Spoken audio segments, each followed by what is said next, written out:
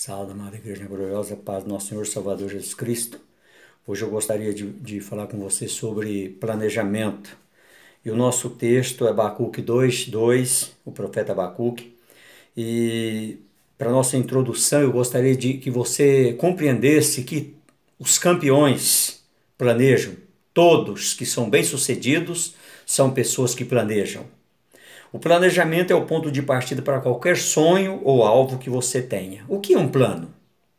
É uma lista de ações arranjadas necessárias para atingir o seu alvo desejado. Jesus planejou um futuro para você. Jesus, quando ele veio e sabia o preço que ele deveria de pagar, e ele planejou um futuro glorioso para você. Ele fala para nós, né, em João 14:2, ele fala, olha, na casa de meu pai há muitos aposentos, há muitas moradas, se não fosse assim eu lhes teria dito, vou preparar-lhes lugar. Jesus tinha essa preocupação de vir não somente pagar o preço, mas depois de pagar o preço, depois de nós encontrarmos com ele, que nós encontrássemos com ele também lá no céu, aonde ele fora, depois da ressurreição, preparar lugar para cada um de nós. Tudo de Jesus, tudo de Deus é planejado. Deus é harmônico, só tem harmonia quem tem planejamento. Pense por um momento, Deus programou o nascimento, a crucificação e a ressurreição de seu Filho antes da fundação do mundo, lá em Efésios 1:10.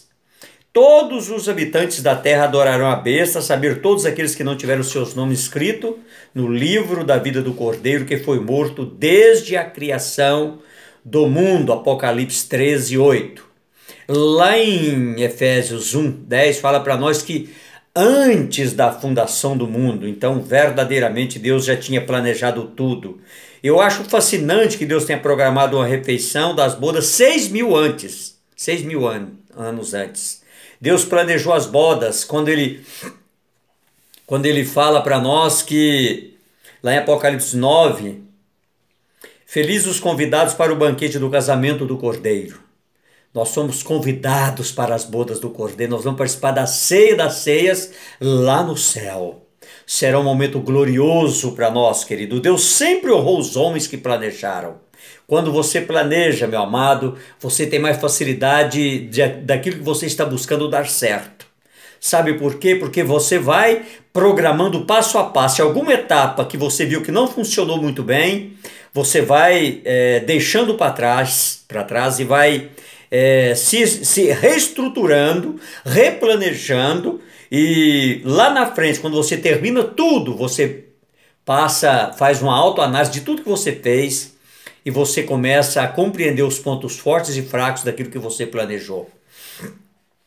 Nós precisamos, Noé planejou a construção da arca, Salomão planejou a construção do templo, e ele levou tempo para planejar a construção do templo, o homem mais sábio da terra. Moisés, o grande libertador que os israelitas do Egito, levou tempo para planejar o tabernáculo. Sua Bíblia é um plano de Deus para você, para o mundo e para a eternidade. A Bíblia é o nosso manual. A Bíblia é o planejamento de Deus para a nossa salvação. Verdadeiramente a palavra fala conosco e ela nos prepara, nos dá alicerce para nós compreendermos tudo aquilo que foi realizado lá no Calvário. É a prova inegável de que Deus pensa à frente, pois a maioria de seus textos são profecias, descrições do futuro antes de ocorrer. Jesus ensinou, qual de vocês, se quiser construir uma torre, primeiro não se assenta e planeja se você vai ter dinheiro suficiente para completá-la? Pois se você lançar o alicerce e não for capaz de terminá-la, todos que a virem rirão de você, dizendo, este homem começou a construir e não foi capaz de terminar. Não havia planejamento. Tudo que não tem planejamento é verdadeiramente fadado ao fracasso. Muitas das vezes pessoas que não planejam até têm sorte de chegar lá no fim e dá tudo certo, mas na maioria das vezes o fracasso é certo. Nós precisamos compreender isso, meu querido. Ou qual é o rei que, pretendendo sair à guerra contra outro rei, primeiro não se assenta e pensa se ele com 10 mil é capaz de enfrentar aquele que vem contra ele com 20 mil. Lucas 14, 28, 31. Como que essa estratégia? Fazer uma estratégia, um planejamento. Ele está numa área que ele conhece e aqueles 20 mil, dobro de homens que ele tem, vai vir numa área totalmente desconhecida e isso aí pode ser algo a favor dele. Com a metade de homens ele pode vencer aquele dobro de homens que vai vir contra ele. Elabora uma lista de coisas para fazer todos os dias da tua vida. Planeje, meu amado, o seu ministério, no início do ano, planeje todas as suas ações a médio, a curto, a médio e a longo prazo. Planeje o ano todo, meu querido, coloque tudo no papel. Lute para que todas as etapas aconteçam da maneira que você planejou. Nós precisamos compreender, meu amado, que nós precisamos ter planejamento se nós quisermos ser bem-sucedidos em todas as áreas, Na área ministerial, na obra de Deus é muito mais ainda, sabe por quê? Porque o Deus que nós servimos, ele é um Deus harmônico. E para ter harmonia tem planejamento. Deus estabeleceu todas as coisas dentro de um planejamento estabelecido por ele. E nós também precisamos ter tempo, gastar tempo com planejamento. Às vezes você pode até pensar, não, mas perder tempo, isso é perda de tempo. Perda de tempo é quem não planeja. Quem vai de qualquer maneira. Quem vai dando um tiro às escuras. Nós precisamos compreender, meu querido, que nós precisamos pesar os prós e contras, e só faz isso quem se assenta com os seus auxiliares e planeja as ações para que tudo aconteça da melhor maneira possível. Deus planejou tudo, Deus planejou o pagamento de preço desde Gênesis 3,15. Deus já vinha planejando o pagamento de preço lá para nos resgatar e nos comprar novamente, porque ele não nos criou para nós vivermos desse fracasso, nessa derrota que nós vivemos. Ele nos criou para nós sermos bem-sucedidos, para nós sermos bênção, e verdadeiramente nós precisamos acreditar nisso, meu amado. Só é bênção quem gasta tempo com planejamento, só é bênção quem acha que não é perda de tempo parar, gastar alguns momentos discutindo, olhando as melhores alternativas e aceitando opiniões e sugestões para que haja um planejamento sólido, eficaz e que ele tem praticamente 100% de dar certo. Porque houve muita oração, na obra de Deus precisa haver muita oração, o planejamento começa com muita oração, com jejum, com santificação, porque o Deus que nós servimos, ele é mestre em planejar. E nós precisamos aprender com ele, meu querido. Escreva 6 coisas que você deseja realizar naquele dia. Escreva todas as metas, mês a mês, aquilo que você quer aconteça.